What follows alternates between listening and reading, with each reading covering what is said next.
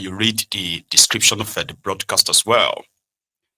Then like it, right? Share it with your friends and your not so friendly friends, your frenemies. Tell them to join us. We are about to have a wonderful evening. So if you have been watching or monitoring the development in Nigeria, especially the PDP show of shame, and you've been seeing the pieces, each bit of the actions on social media, for example, or if you have just been hearing it and you have no idea what really happened tonight on Maiyegun's Diary Political, I have compiled everything for you with the supporting story analysis that gets you to actually understand beyond the shame about the show of shame, but the peculiarity of what is really going on. So don't just, chorus the usual banters around this. Okay, it's actually a serious issue. So here is the thing. Tifnumbu is making one very, very huge mistake, and that is the fact that it's planned politically, right? Even governance as well, right? So politically, Tifnumbu is replicating what he did in Lagos by buying over those that he could buy over from the opposition, then plant others in the same opposition party to continue to play sabotage or saboteurs for any effort of challenging Tifnumbu. He's been running that in Lagos for decades now. It's for over 2 decades. What Tifnumbu is replicating in Nigeria is called one-party state. No matter how corrupt and criminally most of your criminal politicians are, in a democracy, you need an opposition. Even if it's going to be a useless one, it shouldn't be though. You need an opposition. So immediately Tifnumbu grabbed that power. His guys started the recruitment of what they call the opposition figure, so that Tifnumbu won't have any challenges, or he will be the one to write the script of what is going to happen in your next election, which usually could still do by allowing the opposition to breathe. Again, it may be a bit kind of like a laughable when you see opposition blame, Tifnumbu's regime of meddling in their affairs enough that to keep them so disorganized. While Tifnumbu says, well, you don't expect me to come and help you run your party. But when you begin to look at all of the players in all of this, right, it shouldn't pretty much be hard for you to see those who are behind this and what the end goals will be. It all started from 2022 when Wike, after depleting over 1.4 trillion naira of River State money, after deploying that resource, that revenue towards his presidential ambition in 2023, he was funding the party, funding some of the state as well, states that were supposed to have probably gone bankrupt. Wike used the River State's money to fund not just PDP, he was also funding new state governors. Wike became the money bag for PDP. At the point, their elections, midterm elections, like off-season elections, National Assembly election, by-elections, they all went to him and he funded them. But with the promise that since Bokwari will be finishing his own tenure in 2023 and the power will return back to the South, so PDP, when PDP does that, right, then Wike will be the presidential candidate. But it will work for it too, because he's been spending for it. So that evening, when Atiku and gang came back, in which many of the Wike's loyalists, at least those who are left with him, believed that, Atiku and others only came to reap from where they didn't sow. So on the evening when Wike's madness was totally unlocked, that then led to Tifnumbu's presidency that you have today, as well as the entire decimation and the destruction of a PDP that you are witnessing now. It all started from this night. So that's what we're going to start from this evening. This was 3 years ago. PDP! You are not doing it as if you want to take over power. PDP! Power! Power! Power! Power!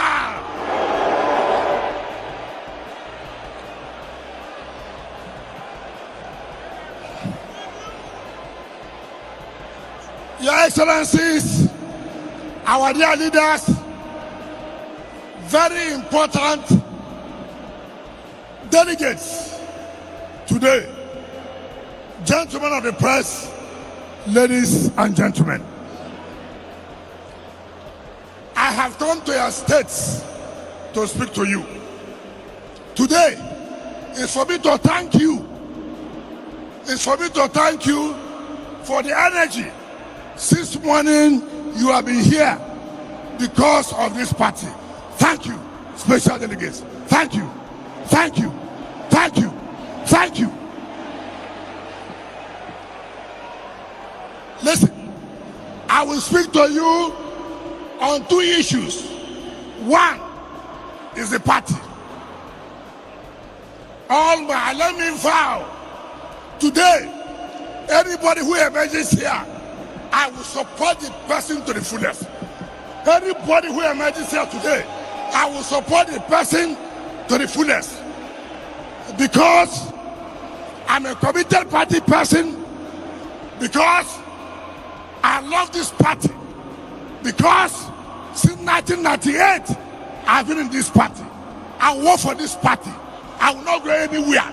This is my party.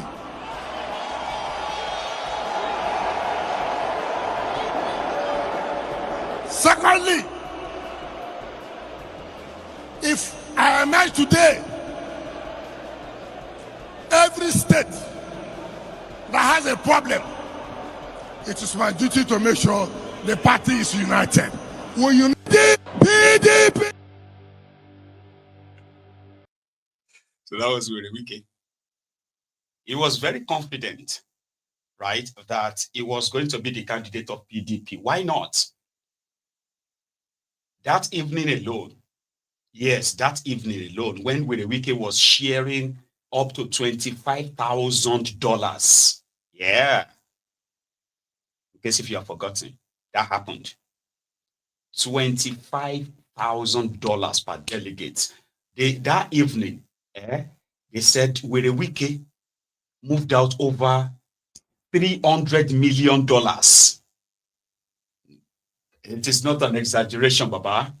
Wike was all in, but it was die minutes. Tambua just changed his mind and changed the course of history. Sometimes people say, actually, right, what they did that evening, I don't know if that's a good thing or they said what they did that evening prevented what could have become something worse than what Tinubu is doing right now. If Wike, imagine Wike is your president right now. Maybe some of you have a lot to say about Tinubu, but imagine if Wike is your president, Nigeria president right now. Here you get. So they said they saved Nigeria from Wike, but they didn't, because that automatically changed everything. When the dust settled, Wike then started like lobbying for vice presidency. He wanted to be vice to Atiku.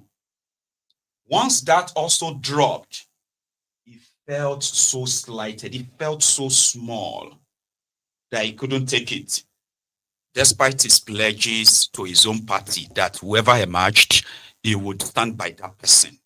I'm giving you this backstory before I take you straight, fully into what happened today. So while you are watching, you can understand the backstory, especially for those of you who probably knew.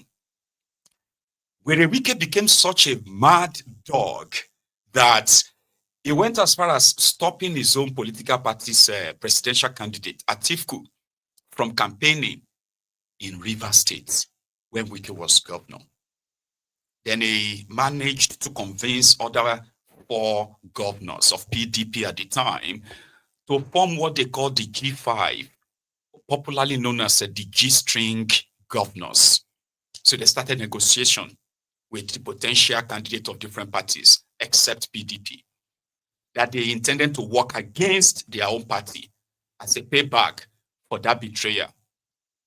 So they went on that journey, on and on and on, and they met Kolu. Kolu gave him a very good offer, which made him a minister today, and a very powerful one for the matter. But it's like they made him more than that offer. You know, it was probably made the offer of helping to further destroy that PDP for Tifnumbu, or maybe he just added that as Jara to what he offered Tifnumbu, or he negotiated with Tifnumbu. So since then, it's been one court case after court case after court case, you know, court judgment after court judgment. The judiciary of Nigeria played a very crucial role in helping them to, what do you call it, to break apart this PDP, just so you know. So while they are in and out of court, they couldn't hold their national convention. And they needed that, because that's how they can be able to do national convention, state executives, and be able to run their party, but they can't. So recently, things got to the head. Solo Makinde Ibadan, or Seyi Mekunde, because that's what those people whose lands have been stolen in Ibadan are now calling him, Seyi Mekunde. Now, Solo Makinde wants to be president, at least he's pretending to. And he wants to run for president under the platform of the PDP, on the platform of PDP in 2027.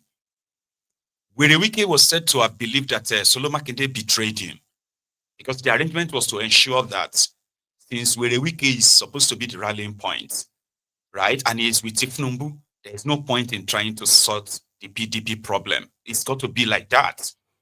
So this clash of interest has now led them separate ways. Separate ways where Wike has his own faction. Solo Makinde, Bala Muhammad, and the rest of them, they have their own faction. So their own faction organized their convention, even though there was a court judgment that said they shouldn't. Then there's another court judgment that said they should go ahead. So in all these conflicting court judgments, right, they held their convention and elected a chairman and other executives. So yesterday, the new chairman, right, said he would be taking his executive to the national secretariat of their party for their inauguration. Something that the Wike's faction believed that is absolute, like, you know, impossible, so to say. Meanwhile, at their convention, they've already announced the expulsion of Wike, Anyanwu, and others. Because, yeah, since they have, they have their executives in place, national executive in place, right? Then they could make that decision. However, Wike's side said no. They also announced the expulsion of, okay, they did that one today. That's part of what you're going to watch today, right? So they have expelled Solo Makinde, Bala, who else again? About 14 of them. I'll give you I'll give you their names, including Bode George, the man that announced the expulsion or moved the motion for the expulsion of Wike from PDP. So this drama of the last 72 hours reached its head today, when both both the factions fixed today as the day they will meet at their national secretariat. The once biggest political party in Africa, the once most powerful PDP of Nigeria, the party that ruled Nigeria for 16 years, but told us that they will rule Nigeria for 50 years more. They have come to shambles. And today, it's like the height. Maybe there will be more. If you think the PDP have sunk too low, well, you have no idea, right, that they are still digging. So today in Abuja, all the governors who support the new chairman, they moved down to Abuja. But before they got there, the police have taken over the premises somehow, shut the gates. But Anyanwu and his gang were able to get in, just to quickly make videos and show to everybody that those who said they were coming here, We are waiting for them. And that was the beginning. Governors were tear gassed today. Solo Makinde picked race. Bala Mohammed picked race. Governors ran, went tear gassed, were fired at them. A lot of drama, a long watch. I told you, this is collection of all that happened, one after the other. Baba, the thing shook the new chairman of PDP, Turaki. Baba said they called Donald Trump to come and help them in Nigeria. Maybe right now, people are still waiting for Donald Trump to get the American soldiers in, deal with these terrorists. Abi? Even PDP said, don't they call Donald Trump? Donald Trump, you need to come to Nigeria and help us. I said, wala tiwa. Pretend the law. It will get to a stage that pretense will no longer solve it for everybody. You will open your eyes and be, something that will be shocking is that some of you will then begin to ask, hey, how did we get here? Africa Wahala. Remember, our people are very good in that, right? They begin to say, hey, what kind of a country is this? How did we get here, Seth? Nigeria is being led by the worst of Nigeria. Yes, the worst among us are those in charge of us. So, are you ready? Let's go see some dramas. In fact, it's actually like, different segment like that. So it's long watch. Okay. So sit back, relax. Let's start with the Anyanwu group when they first got in. I don't know if they broke in. Right? Watch this.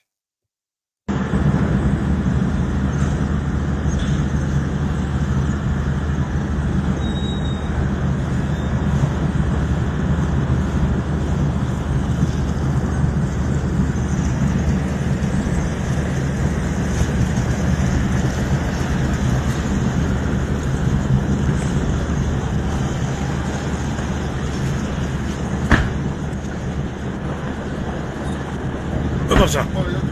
Ouais, comme ça. Yeah.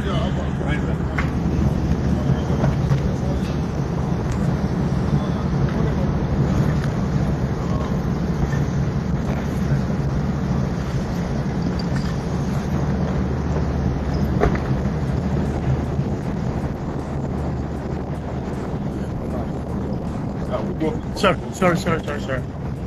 It's me. One sir.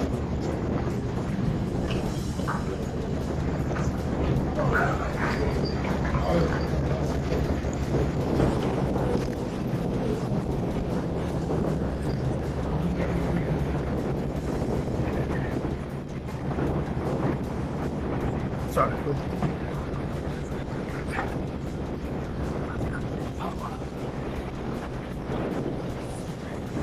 Here.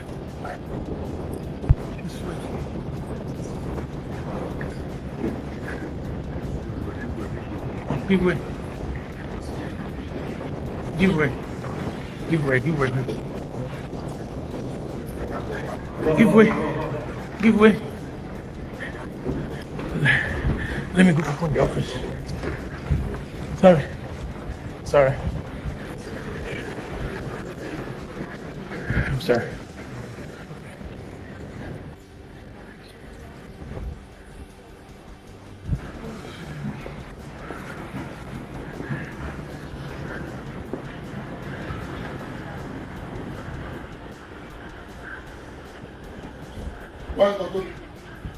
This one. Please.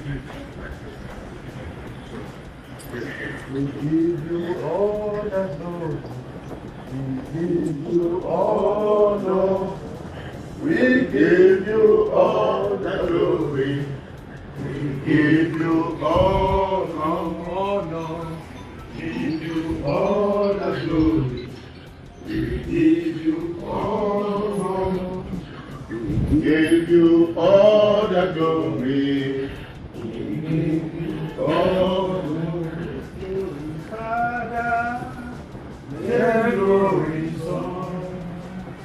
The glory, Holy Ghost, now forevermore. Father, we bless you this morning. Bless you.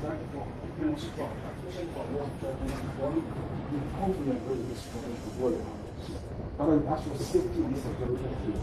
In the name of our Lord Jesus. Amen. For strength, for sound mind for our bodies. And when we pray this one for whoever is coming in the heart, that one will be fish. In the name of our Lord Jesus. Amen. For everybody who's coming here with the sound mind and the purpose of this thing to take place, for the purpose of safety, for the country, not just the country, but the country. Everybody's here to do this one. This time. Blessed be God forever this morning, because you are God and no man can take your place. You are being God and you remain God. Thank you this morning. Thank you for strength.